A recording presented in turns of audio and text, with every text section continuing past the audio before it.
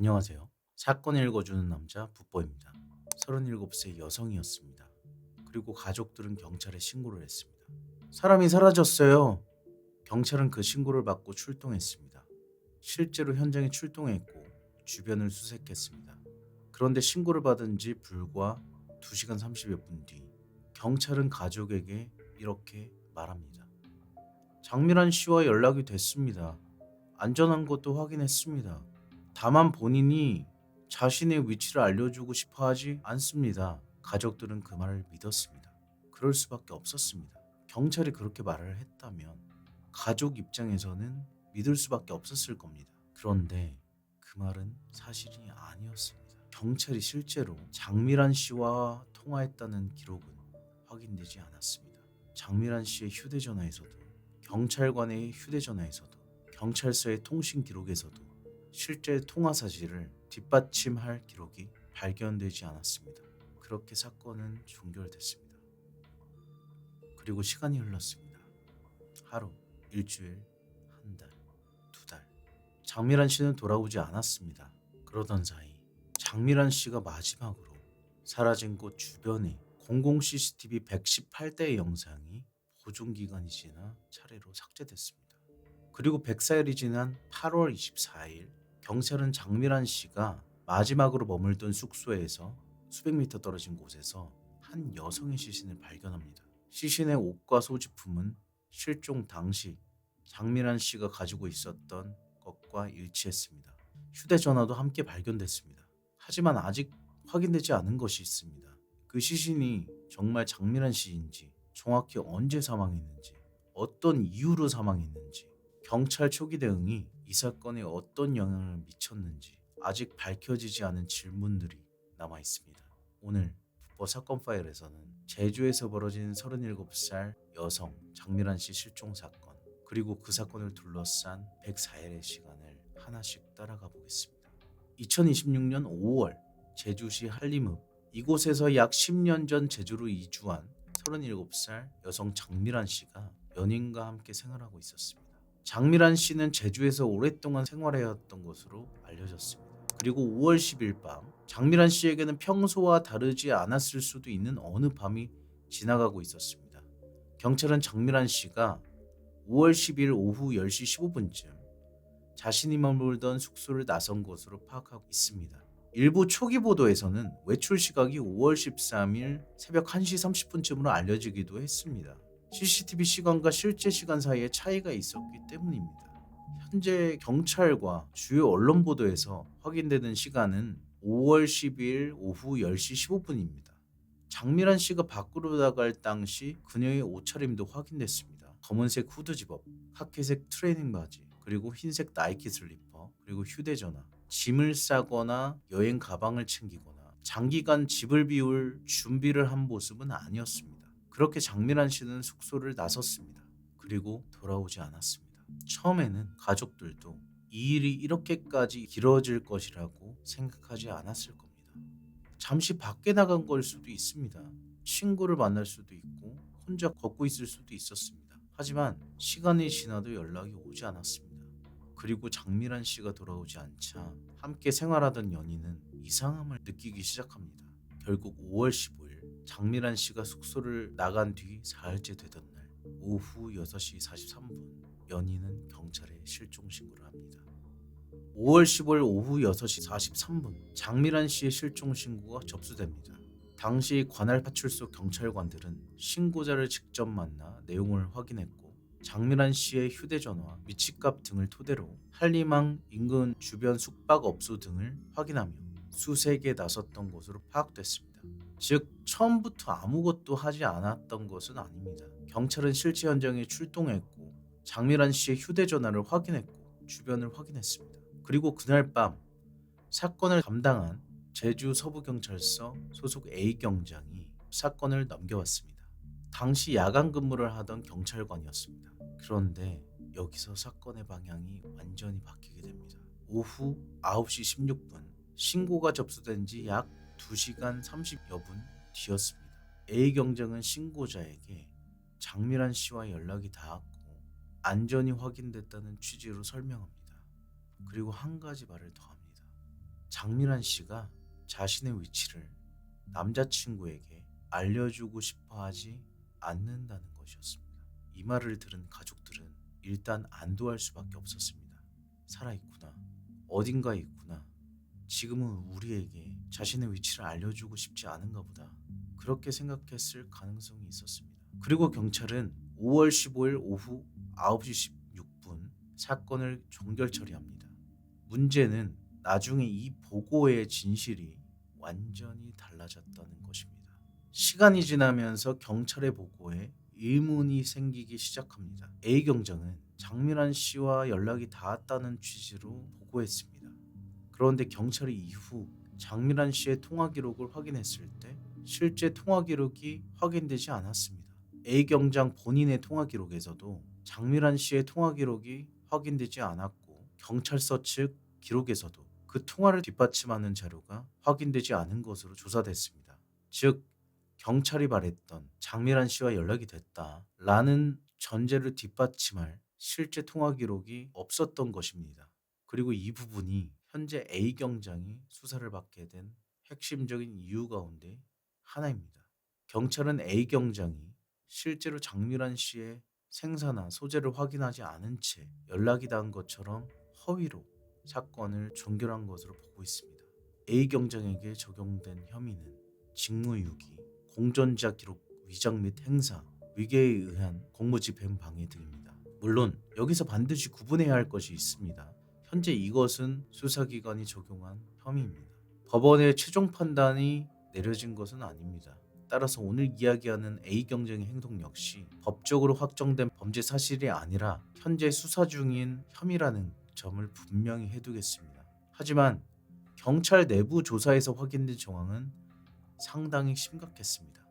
A 경장은 112 신고를 종결했을 뿐만 아니라 경찰의 실종자 관리 시스템인 실종자 프로파일링 시스템에서도 장미란 씨 사건이 관리 목록에서 사라지도록 처리한 정황이 확인됐습니다. 그리고 이것은 단순한 전산상의 실수가 아니었습니다.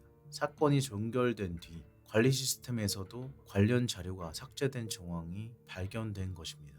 5월 15일 밤 경찰의 수색은 중단됐습니다. 현장에 출동했던 경찰관들도 철수했습니다. 그리고 가족들은 경찰의 설명을 믿었습니다. 장미란 씨는 살아있다. 다만 가족들에게 자신의 위치를 알려주고 싶어 하지 않는다. 그렇게 생각하며 기다렸습니다. 그런데 장미란 씨는 돌아오지 않았습니다. 그리고 휴대전화는 한동안 켜져 있었습니다.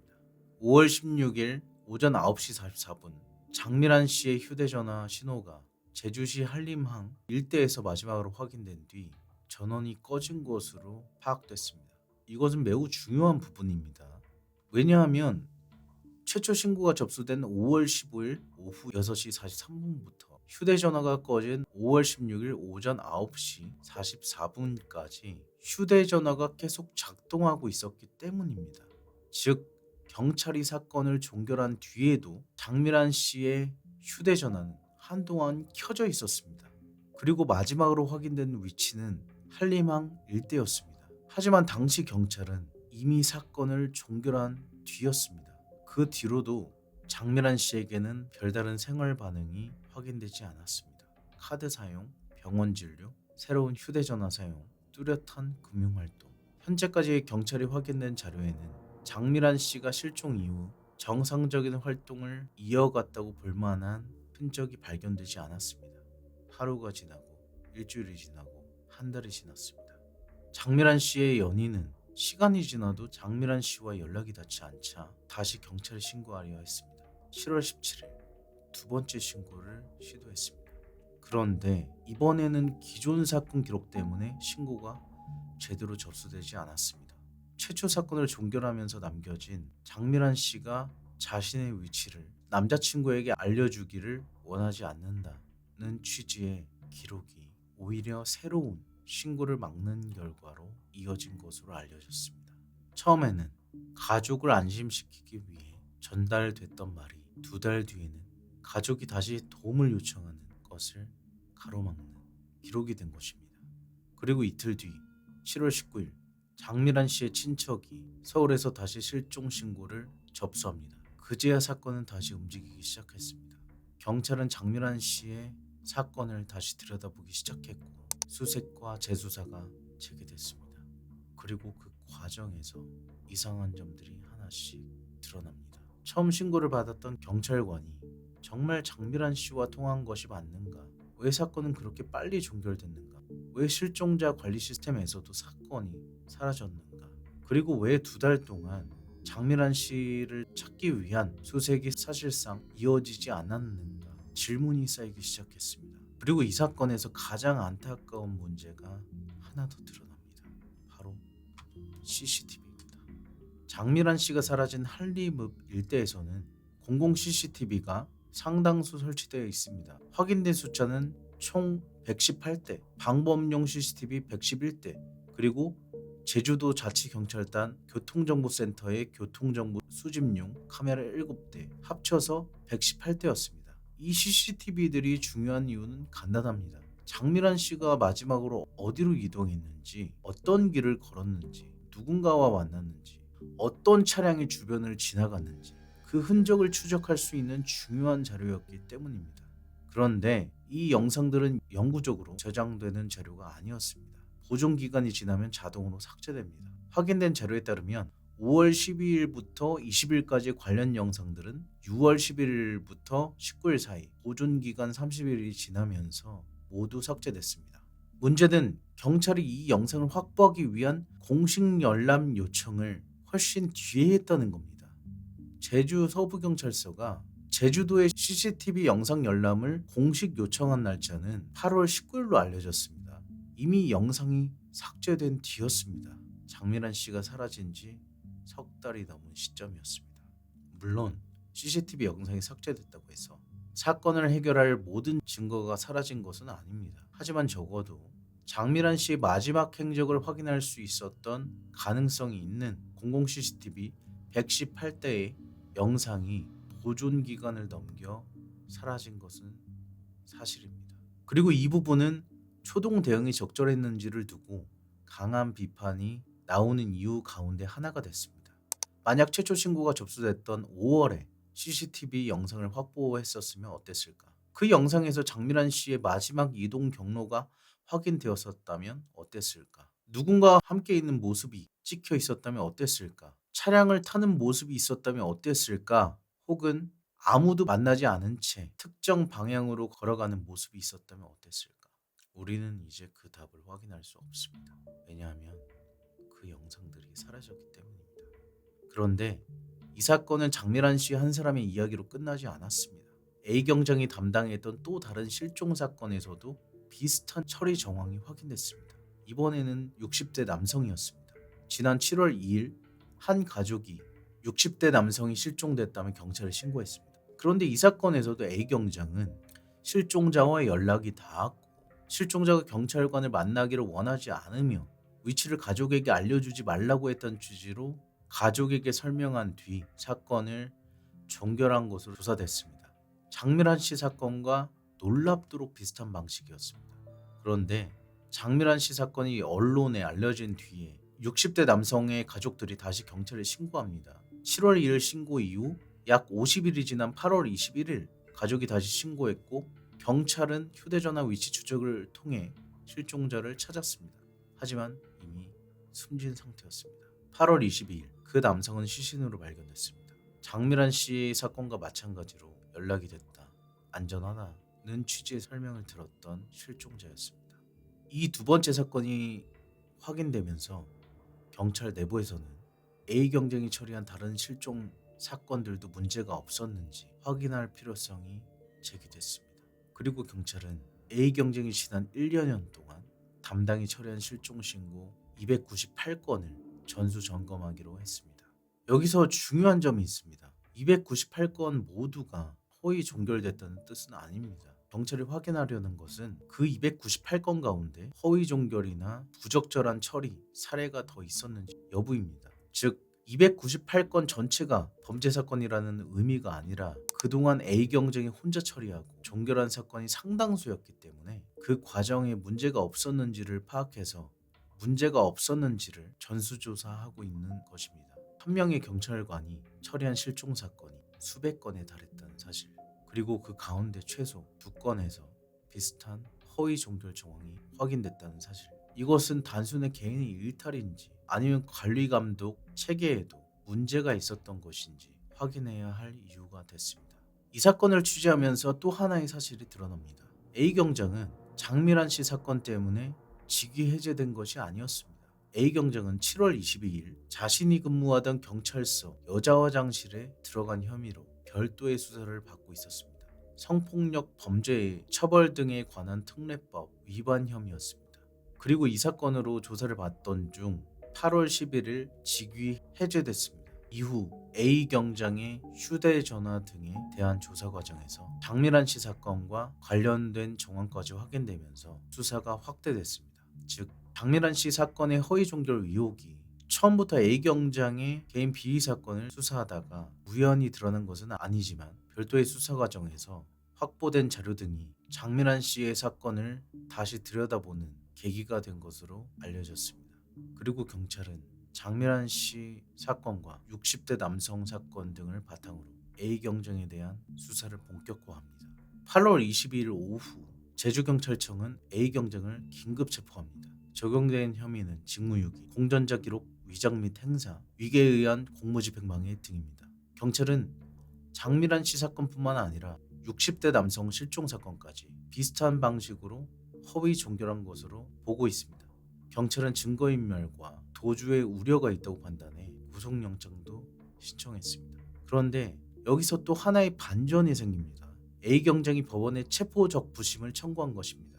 체포 적부심이란 수사기관의 체포가 적법했는지 계속 체포할 필요가 있는지 법원에 다시 판단해달라고 요청하는 절차입니다. 그리고 8월 24일 제주지방법원은 A 경장의 체포 적부심 청구를 받아들였습니다. A 경장은 석방됐습니다. 그렇다면 법원이 A 경장의 혐의가 없다고 판단했었던 것일까요? 그것은 아닙니다. 이 부분은 상당히 중요합니다. 법원이 문제 삼은 것은 A 경장의 혐의에 대한 유죄, 무죄 판단이 아니라 긴급 체포의 요건이었습니다. 법원은 긴급 체포를 할 만큼의 긴급성이 인정되지 않는다고 판단했습니다. 긴급 체포는 체포 영장을 받을 시간적 여유가 없는 등의 경우에 예외적으로 가능한 절차인데 법원은 A 경장의 소재가 계속 파악되고 있었기 때문에 체포 영장을 받을 시간적 여유가 없는 상황이라고 보기 어렵다고 판단했습니다. 따라서 긴급 체포는 위법하다고 보고 A 경장을 석방한 것입니다. 다시 말해 A 경장이 무혐의라는 판단이 아닙니다. 허위 종결 의혹이 사실이 아니라는 판단도 아닙니다. 긴급 체포라는 방식이 법적 요건을 충족하지 못했다는 판단입니다. 이 차이는 반드시 구분해야 합니다. 그리고 8월 24일 A 경장에 대한 체포 적부심이 진행되던 바로 그날 제주에서는 장미란 씨를 찾기 위한 수색이 진행되고 있었습니다. 제주경찰청은 오전 10시 46분쯤 제주시 한림읍 인근 야자수 농장에서 한 여성의 시신을 발견합니다. 발견 장소는 장미란 씨가 마지막 머물던 숙소에서 불과 수백 미터 정도 떨어진 곳이었습니다. 일부 보도에서는 숙소에서 약 5분에서 10분 거리라고 전했습니다. 말 그대로 멀리 떨어진 곳이 아니었습니다. 그곳은 한림읍 수원리 일대 야자수 농장으로 알려져 있습니다. 수색을 시작한 지 닷새째였습니다. 그리고 실종된 지 104일 만이었습니다. 경찰이 발견한 시신은 부패가 상당 기간 진행돼 현장에서 육안으로 신원을 확인하기 어려운 상태였습니다. 하지만 주변에서는 실종 당시 장미란 씨가 착용했던 것으로 알려진 옷과 금팔찌, 휴대전화 등 유류품이 함께 발견됐습니다. 이 때문에 경찰은 해당 시신을 장미란 씨로 추정하고 있습니다. 그러나 여기에서도 반드시 한 가지를 기억해야 합니다. 8월 25일 현재 DNA를 통한 최종 신원 확인은 아직 끝나지 않았습니다.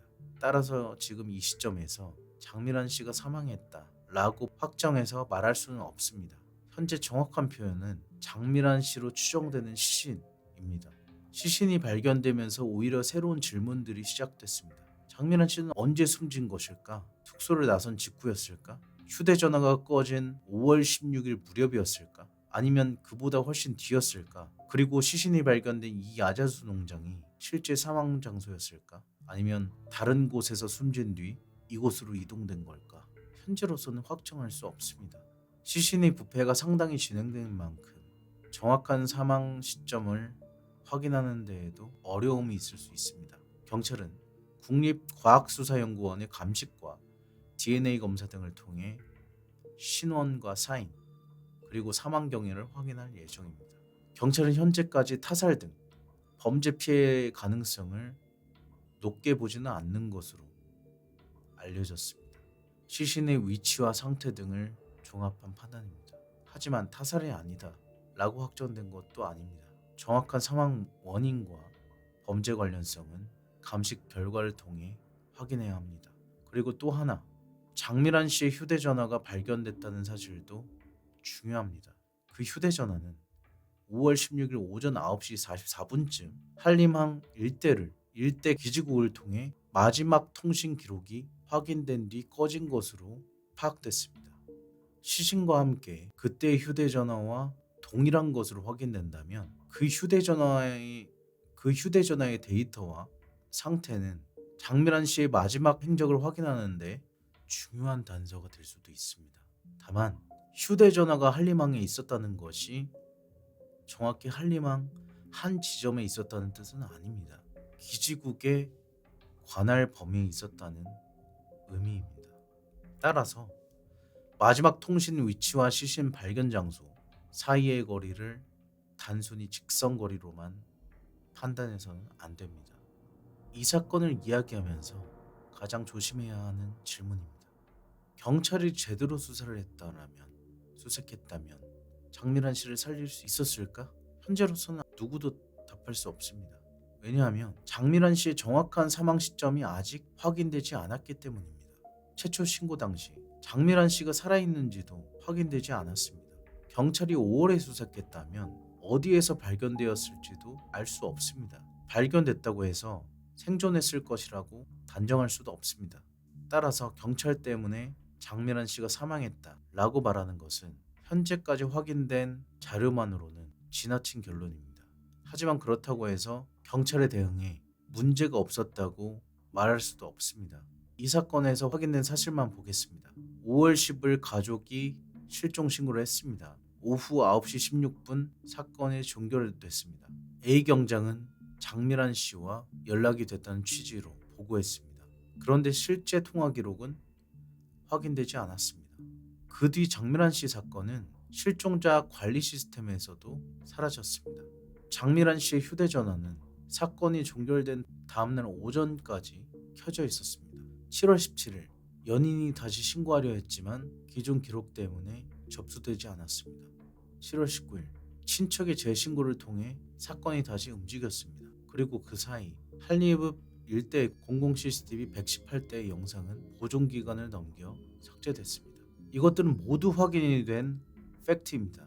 이 사실들을 놓고 보면 최소한 한 가지는 분명합니다. 장미란 씨를 찾을 수 있었던 초기의 시간이 충분히 활용되지 못했다는 비판을 피하기 어렵다는 것입니다.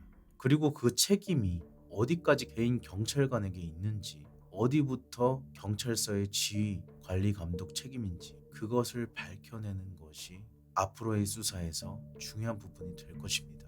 이번 사건에서 또 하나 중요한 질문이 있습니다. 그냥 한 경찰관의 잘못이었던 걸까? 만약 A 경장은 혼자 거짓말을 하고 혼자 사건을 종결하고 혼자 기록을 삭제했다면 개인의 중대한 일탈이라고 볼 수 있습니다. 하지만 그렇다면 또 다른 질문이 생깁니다. 왜 아무도 그 과정을 확인하지 못했을까? 왜 사건을 종결하는 과정에서 관리자가 이상 징후를 발견하지 못했을까? 왜 실종자 관리 시스템에서 사건이 사라지는 것을 막을 장치가 없었을까? 왜 2달 뒤 가족이 다시 신고했을 때 기존 기록만을 믿고 신고가 제대로 처리되지 않았을까? 그리고 왜 담당 경찰관이 처리한 사건을 사전에 점검하는 절차가 충분하지 않았을까? 이 때문에 이번 사건은 개인의 경찰관의 일탈을 넘어 실종 사건 관리 시스템 전체에 대한 논쟁으로 번졌습니다. 경찰은 이후 실종 사건 처리 결과를 형사과장에게 서면으로 보고하도록 하고 시스템 개선 전까지는 팀장과 과장 등의 결재를 거치는 방식으로 관리 절차를 강화하기로 했습니다. 향후에는 관리자의 최종 승인을 거쳐 사건을 종결할 수 있도록 시스템을 개선하는 방안도 추진되고 있습니다. 경찰청 역시 이번 사건의 처리 과정과 지휘, 관리, 감독 체계 전반을 들여다보는 감찰에 착수했습니다. 즉, 경찰 스스로도 이번 사건을 단순히 개인 경찰관 한 명의 문제로만 보고 있지는 않은 것입니다. A 경장이 지난 1년여 동안 처리한 실종 사건은 298건으로 파악됐습니다. 298, 적지 않은 숫자입니다. 경찰은 현재 298건 가운데 허위 종결이나 부적절한 처리 사례가 더 있었는지 전수조사를 진행하고 있습니다. 여기서 다시 한번 강조하겠습니다. 298건이 모두 허위 종결됐다는 의미는 아닙니다. 현재까지 공개적으로 확인된 대표적인 사례는 장미란 씨 사건과 7월 2일 신고된 60대 남성 사건입니다. 그리고 경찰은 추가 사례가 있는지를 조사하고 있습니다. 만약 추가적인 허위 종결 사례가 발견된다면 이번 사건은 단순히 한 명의 경찰관이 한 건의 실종 신고를 잘못 처리한 사건을 넘어설 수 있습니다. 반대로 추가적인 문제가 확인되지 않는다면 개인의 일탈과 조직의 관리 책임을 어떻게 구분할 것인지가 또 다른 쟁점이 될 것입니다. 결국 지금은 아직 조사가 끝나지 않았습니다. 장미란 씨 사건에는 아직 답을 찾지 못한 질문들이 많습니다. 첫 번째, 장미란 씨의 정확한 신원은 언제 최종 확인될 것인가? 두 번째, 정확한 사망 시점은 언제인가? 세 번째, 사망 장소는 시신이 발견된 야자수 농장이 맞는가? 네 번째, 정확한 사인은 무엇인가? 다섯 번째, 범죄에 관련된 정황은 없는가? 여섯 번째, 장미란 씨가 숙소를 나간 뒤 정확히 어떤 경로로 이동했는가? 일곱 번째, 마지막으로 확인된 휴대전화 위치와 시신 발견 장소 사이에는 어떤 관계가 있었는가? 여덟 번째, 5월 15일 사건을 종결한 A 경장은 왜 장미란 씨와 연락했다고 보고했는가? 아홉 번째, 왜 그 사건은 실종자 관리 시스템에서도 사라졌는가? 열 번째, 왜 두 달 뒤 가족이 다시 신고했을 때 제대로 받아들여지지 않았는가? 그리고 마지막 질문, 이 모든 과정에서 경찰 조직의 지휘와 관리 감독에는 어떤 문제가 있었는가? 이 질문들에 대한 앞으로의 수사를 통해 밝혀져야 합니다. 5월, 한 여성이 제주에서 사라졌습니다. 가족은 경찰에 신고했습니다. 경찰은 연락이 됐다, 고의는 아니다 라는 취지의 설명을 했습니다. 가족은 그 말을 믿었습니다. 하지만 연락은 실제로 확인되지 않았습니다. 사건은 종결됐습니다. 시간은 흘렀습니다. 그리고 두 달이 지나 다시 신고했을 때 가족은 이미 사라져버린 사건을 다시 찾아야 했습니다. 그 사이 CCTV 118대의 영상도 사라졌습니다. 그리고 104일이 지난 8월 24일, 경찰은 장미란 씨가 마지막으로 머물던 숙소에서 불과 수백 미터 떨어진 곳에서 한 여성의 시신을 발견했습니다. 옷, 팔찌, 휴대전화, 유류품은 실종 당시 장미란 씨의 모습과 일치했습니다. 그 시신의 정확한 신원을 기다리고 있습니다. 그리고 그 여성이 언제, 왜, 어떻게 숨졌는지도 아직 모릅니다. 어쩌면 이번 사건에서 무서운 것은 사람이 사라졌다는 사실만이 아닐지도 모릅니다. 한 사람의 실종 사건이 어떻게 시스템 안에서 종결이라는 단어 하나로 사라질 수 있었는지, 가족이 다시 도움을 요청했을 때 왜 그 기록이 오히려 가족의 신고를 막는 장벽이 됐는지, 그리고 사라진 시간과 증거를 누가 책임질 것인지, 그것이 이번 사건이 우리에게 던지는 무거운 질문일 것입니다. 물론 지금 단계에서 경찰의 허위 종결 사건이 장미란 씨의 죽음으로 직접 이어졌다고 단정할 수는 없습니다. 그것은 앞으로 수사를 통해 밝혀져야 할 부분입니다. 하지만 경찰이 장미란 씨를 찾을 수 있었던 초기 시간 동안 제대로 된 수색이 추적이 이루어졌는지, 그 과정에서 왜 허위 보고가 발생했는지, 왜 사건이 종결됐는지, 왜 CCTV 118대가 확보되지 못했는지, 그리고 왜 같은 경찰관이 허위 종결 의혹이 발생했는지, 이것만큼은 반드시 밝혀져야 합니다. 한 사람의 실종을 단순히 한 건의 사건 번호로 끝내서는 안 됩니다. 그 사건 번호 뒤에는 가족이 있고 친구가 있고 함께 살아온 시간이 있고 돌아오기를 기다리는 사람들이 있기 때문입니다. 장미란 씨로 추정되는 시신의 정확한 신원과 사인, 그리고 마지막 행적은 앞으로 국립과학수사연구원의 감식과 경찰 수사를 통해 밝혀질 것입니다. 그리고 A 경장에 대한 수사 역시 계속될 것입니다. 현재 A 경장은 체포 적부심 인용으로 석방된 상태입니다. 하지만 석방은 무혐의나 무죄를 의미하지 않습니다. 법원이 판단한 것은 긴급 체포의 적법성과 긴급성이었습니다. 허위 종결 의혹의 실체는 앞으로 수사를 통해 가려져야 합니다. 5월의 어느 밤 제주에서 사라진 37세 여성, 그리고 104일 동안 이어진 침묵. 우리는 아직 그 침묵의 끝에 있는 모든 진실을 알지 못합니다. 하지만 적어도 그 진실이 무엇이었는지 밝혀내기 위한 질문은 멈추지 않아야 합니다. 장미란 씨의 정확한 신원과 사망 경위가 하루빨리 밝혀지기를 바랍니다. 그리고 이번 사건을 통해 실종자를 찾는 시스템이 다시는 한 사람의 판단만으로 멈추는 일이 없도록 실질적인 개선책이 마련되기를 바랍니다. 오늘 이야기는 여기까지입니다. 시청해주셔서 감사합니다. 구독과 좋아요 부탁드립니다. 사건을 읽어주는 남자 북보였습니다.